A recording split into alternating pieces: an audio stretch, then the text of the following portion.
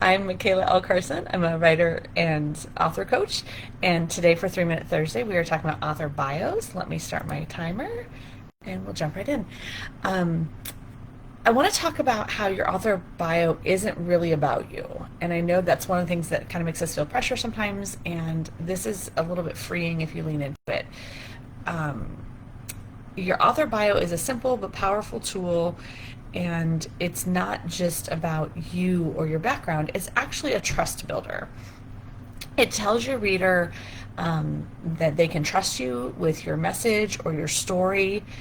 And what most people miss is you don't need one bio, you actually need at least three. So we're going to talk through that today. The first thing, let's talk about how it's a trust builder. Before we get into the types, it's really important we understand the purpose.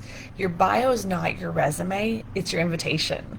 For nonfiction, it tells readers why they can trust your experience and or even the heart behind your message. For fiction, it's about building connection, who you are as a storyteller, what kind of emotional experience you're creating for them.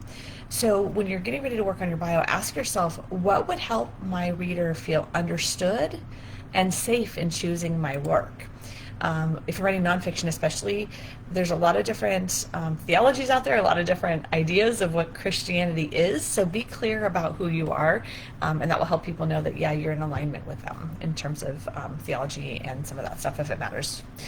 The other thing you can ask yourself is what part of your journey or your experience or even your personality is relevant to them.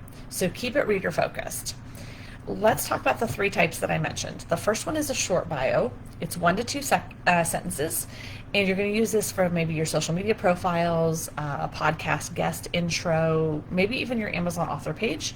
It should say who you are, what you write, and maybe a personal touch that makes you a little more relatable to people. So for me, it might be something like Michaela L. Carson is a biblically guided author and speaker with over 30 years of ministry experience. She helps others grow deeper in their walk with Jesus by sharing her own journey with humility and hard-won wisdom. That would be like my brief one. The second one is going to be what I call the back of the book bio. It's the longer, slightly longer one. It's 2 to 4 sentences. It's what the reader sees when they're deciding whether or not to buy your book. You want this to build trust and curiosity fast, so you want to keep it warm, reader focused, include your role, lightly your expertise, and a personal detail. For example, Michaela L. Carson is a biblically guided author and speaker who has served in Christian ministry for over 30 years. Her transparent storytelling and deep understanding of spiritual disciplines help readers pursue a faith that's firmly rooted and continuing to grow. A self-proclaimed recovering perfectionist, Michaela is learning to embrace weakness as an open heart to God's power at work. Learn more at deepergrowth.com. So it's a little bit longer, a little more information. I had a feeling that was going to happen today. A little more information. And then the third one is your inside the book or website bio. This is the longer format, and it's going to live primarily on your website, but you can also use it, like I said, for the back of your book and other places.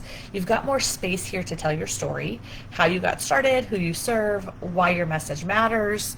You want to keep it personal and professional. Both are important, but your tone should still reflect your brand voice. So it should still sound like you. Even though it's in third person, it should still fit the voice that you use. For example, mine includes when I started writing, my previous writing experience, why I write, and then some personal details about my faith journey and my family, as well as my website and socials. So that's kind of what you're going for with the long bio.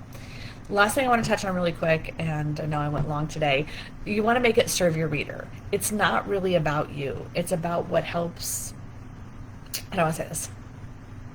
It's about what it is about you that helps your reader trust you. So it is about you, but it's really more about what's going to help them trust you.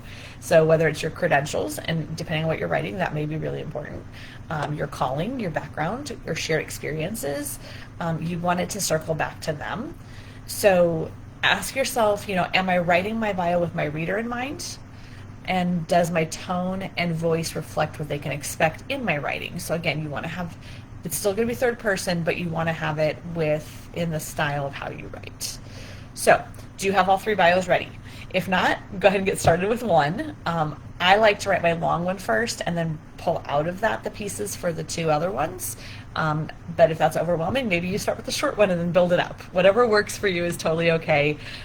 Start with the one that's going to serve your current season best. So you may not need the long one yet. You may just need a short one, and that's all right.